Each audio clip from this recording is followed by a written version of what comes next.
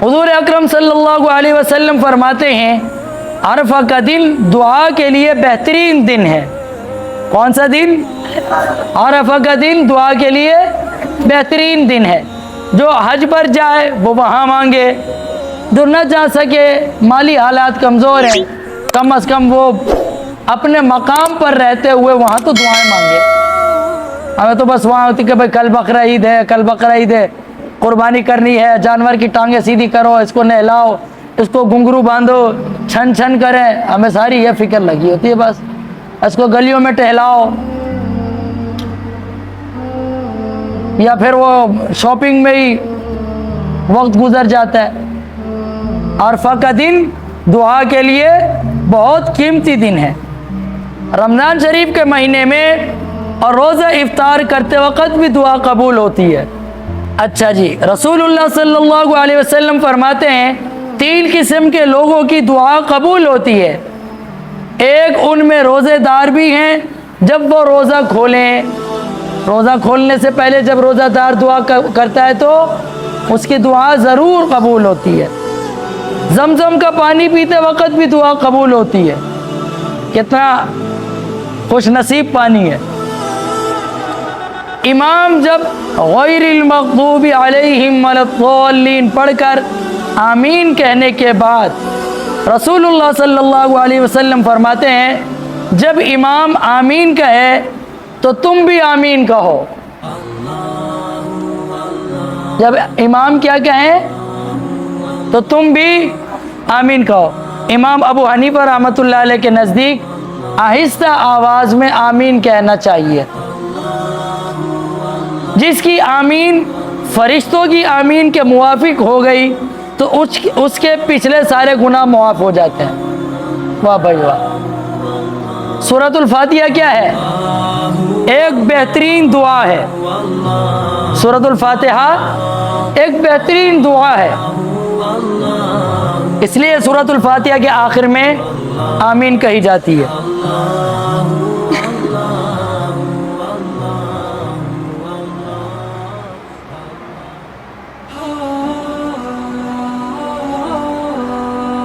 الحمدللہ۔ اذان اور اقامت کے درمیانی وقفے میں بھی دعا قبول ہوتی ہے۔ اذان کے بعد جب ہم نماز کا انتظار کر رہے ہوتے ہیں تو اس دوران بھی بجائے گپ شپ لگانے کے، ایک دوسرے کو اشارے کرنے کے، مسجد کی بے ادبی کرنے سے بہتر ہے کیا کر لی جائے؟ دعا میں مصروف ہو جائیں۔ اذان ہوئی، آپ نے سنتیں پڑھی، سنتیں پڑھنے کے بعد ابھی بھی ٹائم باقی ہے نماز کھڑی ہونے میں، تو کیا کر لے بھائی؟ اس دوران دعا مانگے۔ اس دوران بھی دعا قبول ہوتی ہے۔ تہجد کے وقت بھی دعا قبول ہوتی ہے۔ 2 رکعت صلاۃ الحاجات پڑھ کر جو دعا مانگی جائے وہ دعا بھی قبول ہوتی ہے۔ مرغے کی اذان کے وقت بھی دعا قبول ہوتی ہے۔ مرغے کی اذان کے وقت بھی بھائی دعا قبول ہوتی ہے۔ بعض دفعہ مرغے بغیر وقت کے بھی اذان دے دیتے ہیں۔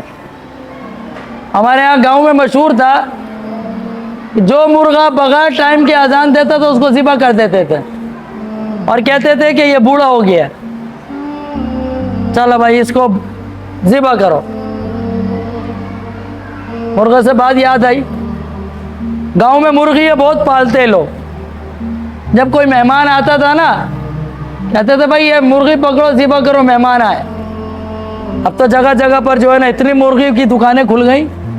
پہلے قسمت کے لوگ مرغی کھاتے تھے، سبزی پر اور دال وغیرہ پر زیادہ توجہ دیتے تھے، اب تو مرغی گوشت خوب کھاتے ہیں۔ بات بات پہ چھوٹی چھوٹی سے بہانے پہ مرغی بن جاتی ہے۔ ٹانگ میں درد ہے، مجھ سے کھانا نہیں بنایا جا رہا، مرغی لے آؤ۔ سر میں درد ہے، مرغی لے آؤ۔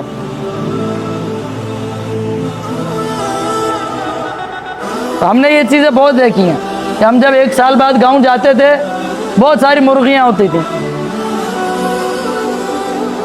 تو اب وہی مرغی گھوم رہی تو کون سی والی مرغی پکڑنی ہے؟ یہ والی، چلو پکڑو، یہ انڈے نہیں دیتی اس کو ذبح کرو۔ یہ مرغا اذان ٹائم پہ اذان نہیں دیتا اس کو ذبح کرو. بہرحال اور جن جن جگہوں پر دعا قبول ہوتی ہے وہ جگہ یہ ہیں: بیت اللہ شریف، مسجد نبوی، بیت المقدس، رکن مقام ابراہیم کے درمیان. رسول اللہ صلی اللہ علیہ وسلم فرماتے ہیں، چھٹی ہو گئی کیا؟ چلو جو کہا جو سنا اللہ عمل کی توفیق دے.